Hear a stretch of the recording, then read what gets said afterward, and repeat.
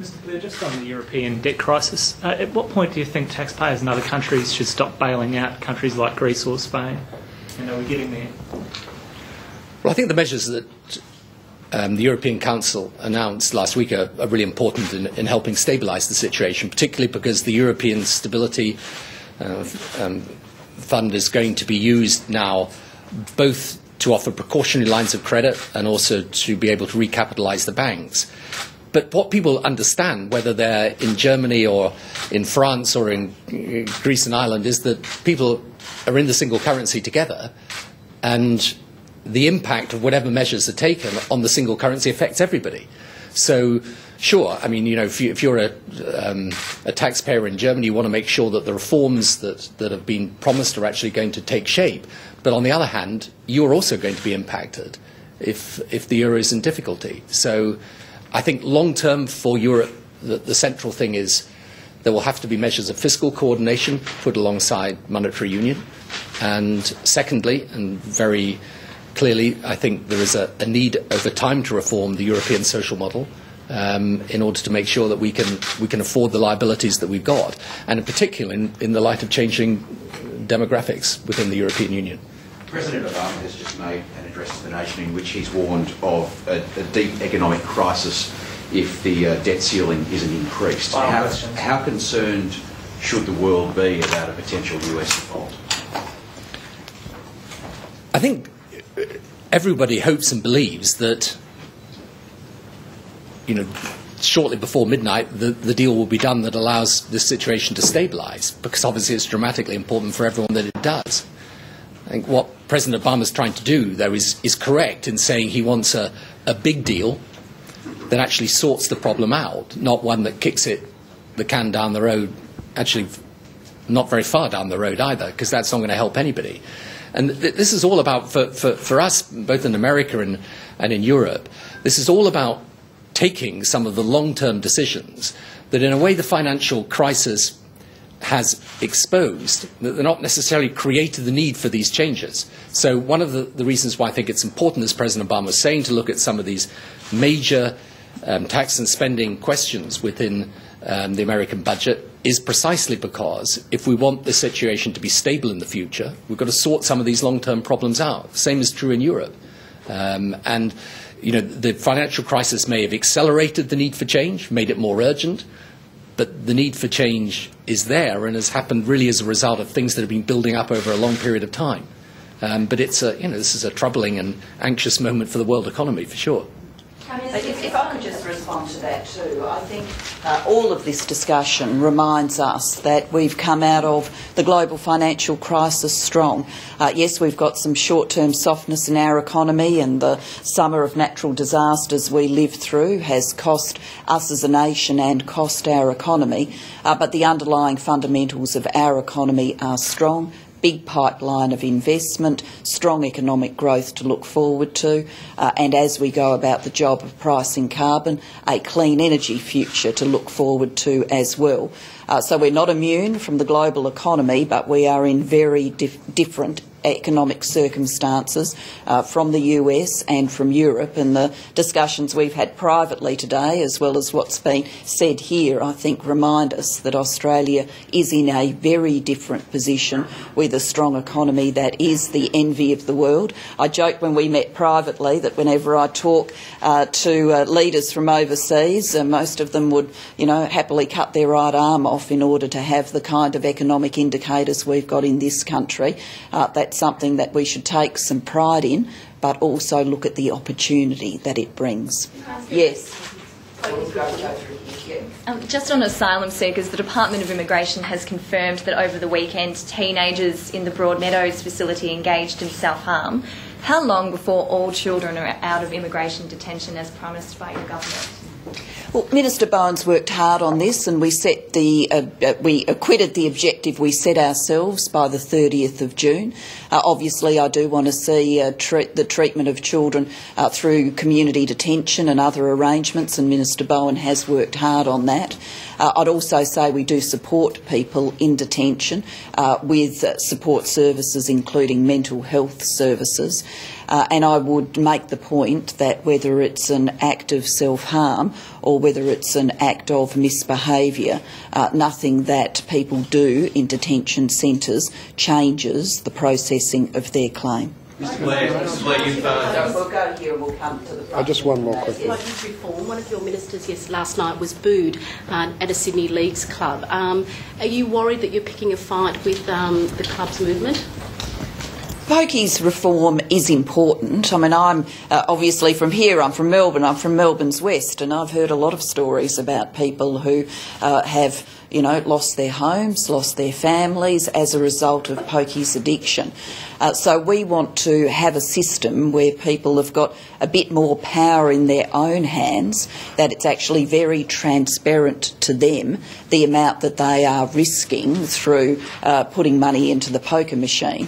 In the same way, if you go and bet on a horse race, it's very transparent to you what you could win, but also what you could lose. I want it to be transparent to people when they're using a poker machine, what they could win, but also what they could lose. That's the force of the reforms that we're talking about.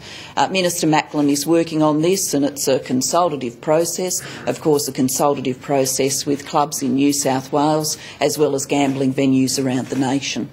Yes. I wonder if I can ask you to put your Middle East hat on briefly. What can be done to persuade or dissuade the Palestinians for pressing for UN endorsement of Palestinian statehood at the forthcoming session of the UN General Assembly? Or maybe you don't think they should be dissuaded? Well, the problem is that, as indeed the President of the Palestinian Authority has recognised, the problem is that anything that you do unilaterally is not going effectively to deliver what the Palestinians want and what we want to see, which is an independent and sovereign Palestinian state.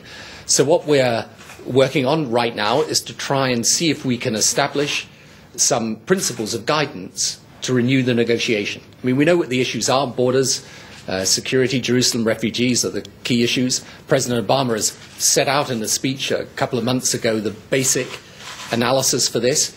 If we could get agreed a set of principles that would then allow a negotiation to be credible, then I think that would enable us to manage any actions that are taken at the UN a lot more easily. It's not really very promising, is it? It must be said. Well, right now, I mean, it's tough, very challenging to do. But we're going to carry on working on it. And by the way, every time you look at this issue to do with the Israelis and Palestinians, you realise, one, it is of fundamental importance to the whole stability of the region, and two, there is only one solution, which is the two states. So whatever, however many different iterations we go through in crises and challenges, you always come back to that basic point. And somehow we've got to restore the credibility of that negotiating process, and that's what we're going to spend time working on. But the only way you will get a Palestinian state is through negotiation, ultimately. Mr. Blair, you've visited Australia often over the years. Are you pleased to be back? And what will you be doing in whatever downtime you might have this time? First of all, I adore Australia. I'm a total fan of all things Australian, and it's fantastic to be back here. I'm not sure how much downtime I've got actually, but I'll be probably paying a visit to the gym at some point. There's lots of other things to do as well. But I know, but I thought maybe I shouldn't tell the media about this. Oh, right, okay. Yes. Now that the Malaysian deal has been finalised, is the government looking at finalising similar deals with other countries in our region? Malaysia is the country we've been in discussion with, and the agreement's been finalised. We continue to be in discussions with PNG about having a centre there, and those discussions will continue. As everybody, I think, is aware, this is a difficult time in the life of the nation of PNG, with Sir Michael, a giant of that nation and its politics, so very unwell. So we understand that the people of PNG and the leadership of PNG is more focused on those matters at the moment, but we will continue discussions with PNG on a centre there. Minister, are you losing patience with the Greens over the forest deal in Tasmania? Well, it's done. So, it's done, it'll be delivered. People will express different views about it, but it's done and it will be delivered, in my view, through the Tasmanian Parliament as it properly should, and everything we need to do as a federal government to honour the arrangements we certainly will do. The Greens are saying they want an extra 140,000 hectares protected. Is that something you would consider? No, it won't happen. The deal's done. And just quickly on Malaysia, sorry. By funding education and health services for the asylum seekers, will you spend more than the $300 million allocated in the budget? No, all of this was properly and transparently disclosed, and I think it's very important to be clear on the money here, and describing the money has been out there for a number of weeks now. It is $76 million that supports the transfer of asylum seekers from Australia to Malaysia and the support services for them when they are there. Overwhelmingly, the money of the almost $300 million that's allocated is about settling 4,000 genuine refugees from Malaysia in our nation. Running a refugee program takes money. We do it now. It takes money to settle people here. When we take 4,000 more from Malaysia, that'll take money, and the money's been allocated. But people should not confuse those two figures. The figure in relation to the people transferred to Malaysia is $76 million over the government's budget period, the forward estimates. So we'll take this as the last question, then we'll go. I'll finish where we started. There's a lot of talk around the world around whether privacy laws need to be re-examined. This is not just limited to news. It seems to be taking on a much broader bent, including here. Do you think there's a need for that? I mean, again, I don't want to get into any discussions you may be having here. I mean, I think what the inquiry will allow us to do in the UK, which is sensible, is to look at what are the guidelines of proper conduct or not. I mean, even though, I'm, like most politicians, I've had what I would consider quite a tough time with the media from time to time over the years, nonetheless, I respect the fact that the majority of journalists want to do a decent job and want to be true to the principles of their profession. I think what is necessary is to, from our perspective, the UK, to recognise there have been practices that have transgressed those basic principles, and we need to eliminate them and get to a situation where you've got a set of standards that apply that people adhere to. And that, by the way, I think makes it easier for journalists then, because they know everyone's obeying the same rules, and the difficulty you get into is where people, the competition is so intense. I mean, I made a speech about this 4 or 5 years ago, where the competition is so intense that standards become a casualty of that, and that can happen in any walk of life. So that, I think that's the thing to focus on and get right, and then lots of other issues to do with privacy and so on, I think in some ways flow from getting those basic standards in place.